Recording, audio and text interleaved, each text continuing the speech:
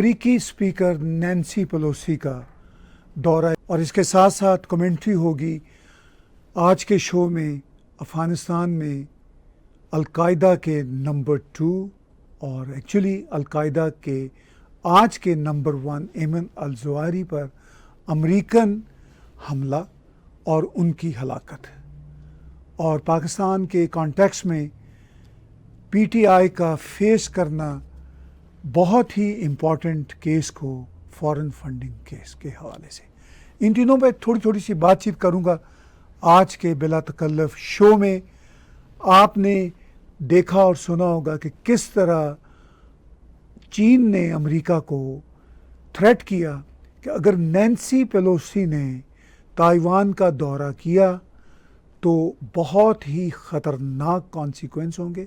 और पिछले हफ्ते चीन के सदर यी ने यहाँ तक सदर बाइडेन को वर्चुअल कॉन्फ्रेंस में कहा कि अगर अमेरिका ने ऐसा किया तो आग से खेलने के मतरादिफ होगा।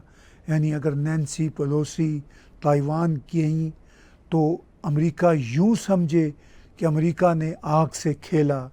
और फिर हमने देखा कि अमेरिका ने चीन के शब्दों के मुताबिक वाकई ही आग से खेला और नैन्सी पेलोसी वहाँ पर गई। ना सिर्फ वो अकेली थी बल्कि उनके साथ 5 सेनेटर्स थे।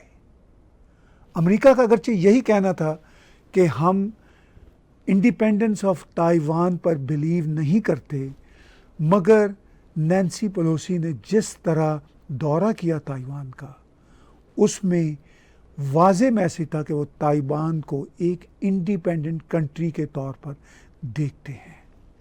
अब चीन के लिए फेस सेविंग है कि चीन किस तरह फेस सेविंग करते हुए दुनिया को ये बताए कि वो नैन्सी पेलोसी का दौरा ताइवान नहीं रोक सका।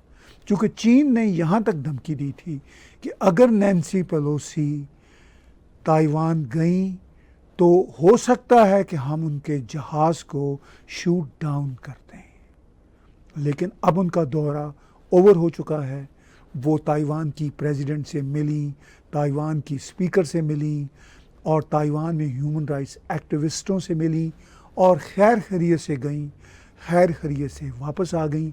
ये ख़ुद अमेरिकी हुकूमत के लिए भी एक चैलेंज था कि नैन्सी पेलोसी का दौरा इतनी वाज़े थ्रेट्स के बावजूद हो के रहे।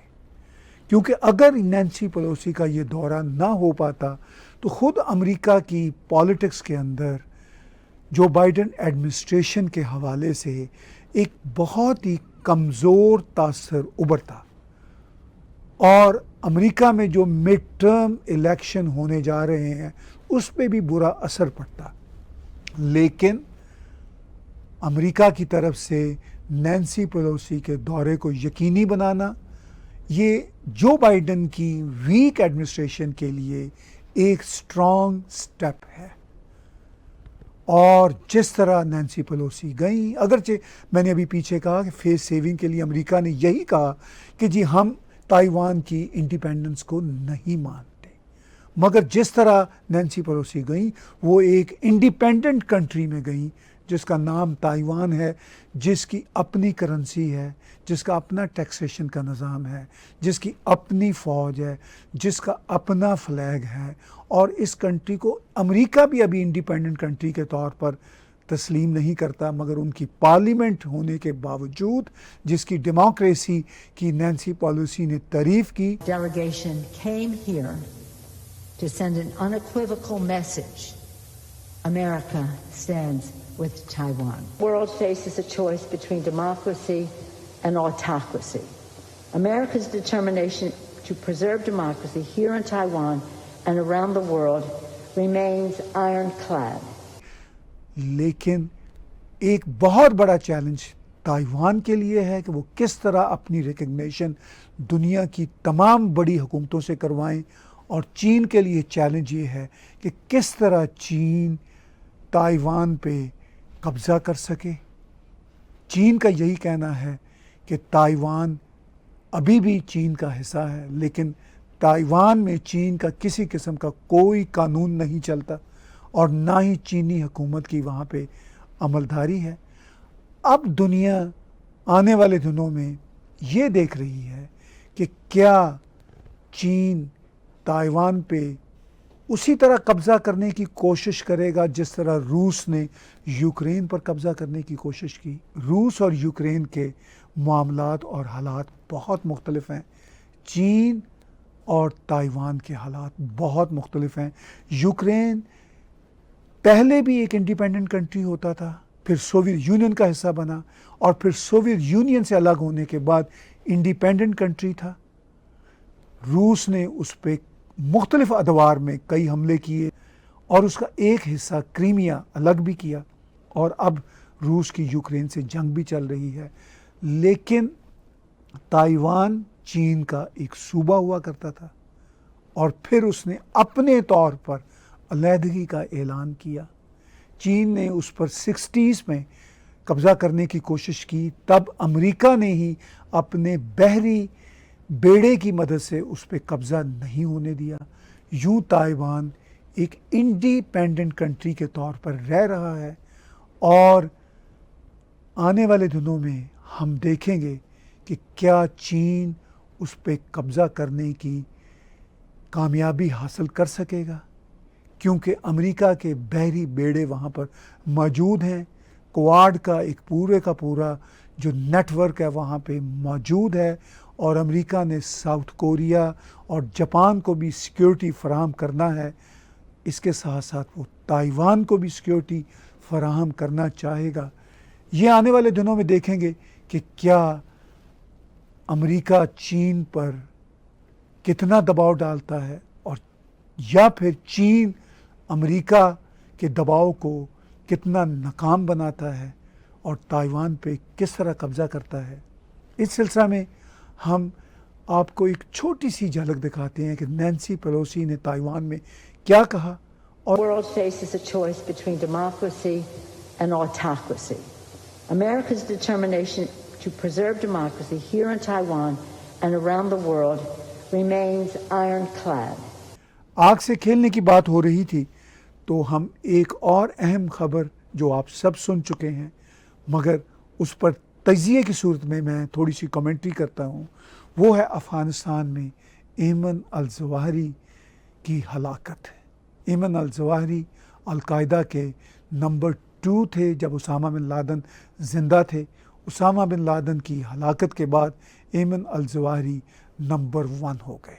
अब सवाल ये है कि ऐमन अल-ज़वाहिरी कहाँ पर रह रहे थे, क्योंकि पिछली हुकूमतों में यानी हामिद कारज़ाई और अशरफ गनी की हुकूमतों में यही तासर था कि गालिबन ऐमन अल-ज़वाहिरी अफ़गानिस्तान में नहीं रह रहे थे, तो फिर वो कहाँ चले गए।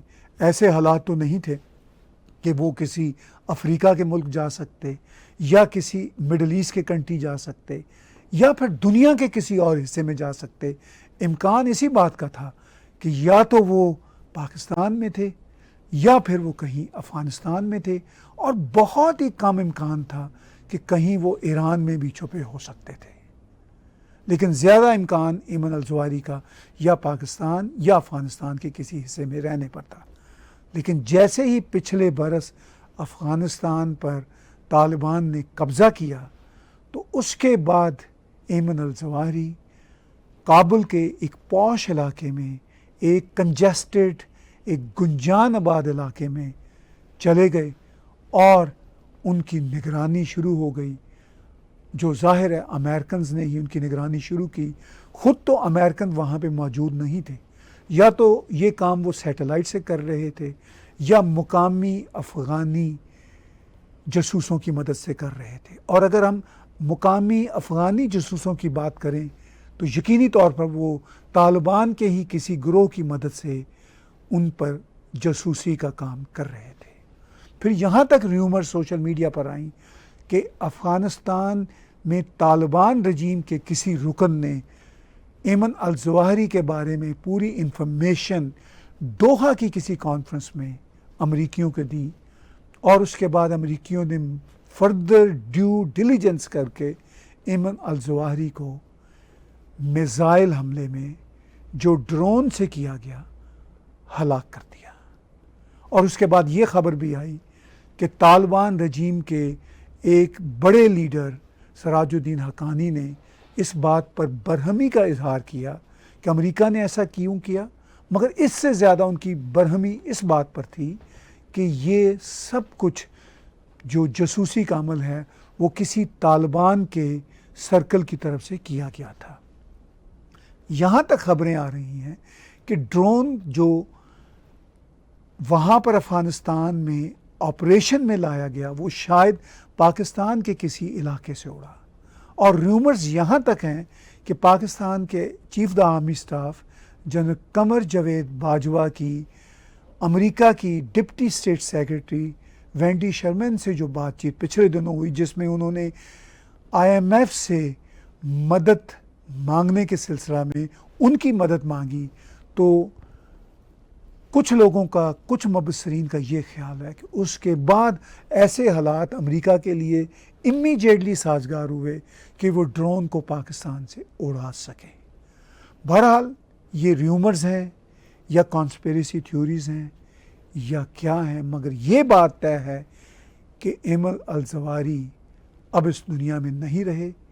ये बात तय है कि एमन अल ज़वाहिरी को अमेरिका ने एक ड्रोन हमले में मार दिया। इस पर प्रेसिडेंट बाइडन ने क्या मैसेज दिया, उसका एक वीडियो क्लिप आपके साथ शेयर करते हैं।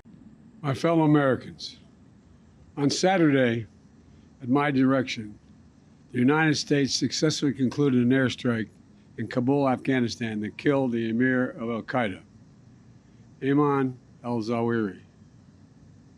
You know, Zawahiri was bin Laden's leader. He was with him the whole time. He was his number 2 man, his deputy at the time the terrorist attack of 9/11. He was deeply involved in the planning of 9/11. One of the most responsible for the attacks that murdered 2,977 people on American soil. For decades, he was the mastermind behind attacks against Americans, including the bombing of the USS Cole in 2000, which killed 17 Americans. आखिर में पाकिस्तान में जो सियासी उथल पुथल चल रही है और इमरान खान की हुकूमत गिरने के बाद कई महीनों से जो पॉलिटिकल टर्मोइल है, पाकिस्तान के इलेक्शन कमीशन ने अपनी जजमेंट में ये बात वाज़े की कि इमरान खान और उनकी पार्टी सादको अमीन हरगिज़ नहीं है। उन्होंने फ़ॉरेन फंडिंग ली है। अब इस फ़ॉरेन फंडिंग के केस के सिलसिला में पाकिस्तान की जो इस वक्त की हुकूमत है वो क्या एक्शन ले पाती है, सुप्रीम कोर्ट को वो क्या सिफारिशात भेजती है कि इमरान खान और उनकी पार्टी के साथ क्या सलूक किया जाए, ये सब बातें एक बहुत बड़ा क्वेश्चन मार्क है। मगर एटलीस्ट ये हुआ कि इमरान खान और उनकी पार्टी के ख़िलाफ़ एक बहुत ही तरीक़ साज जजमेंट सामने आई, अगरचे ये जजमेंट भी बहुत देर बाद सामने आई। 8 सालों से ये मुकदमा चल रहा था पाकिस्तान इलेक्शन कमीशन में, और मुबस्सिरीन कहते हैं कि इस पे जो जजमेंट आई है बहुत ताख़ीर के बाद आई है। पाकिस्तान के पॉलिटिकल हालात के तनाज़ुर में अब देखना ये है कि इस जजमेंट से इमरान खान की पार्टी को कितना नुकसान होता है और इससे हुकूमती इत्तेहाद को कितना फ़ायदा होता है। आज का बिला तकल्लुफ़ तज़किया ताहिर गोरा के साथ देखने और सुनने का बहुत शुक्रिया।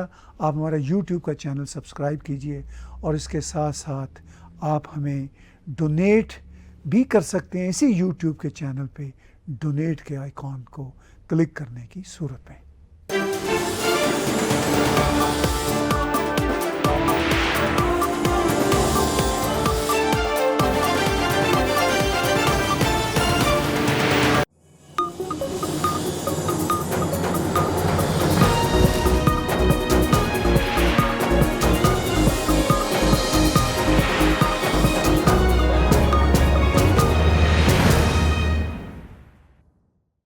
Subscribe TAG TV YouTube channel and press the notification button.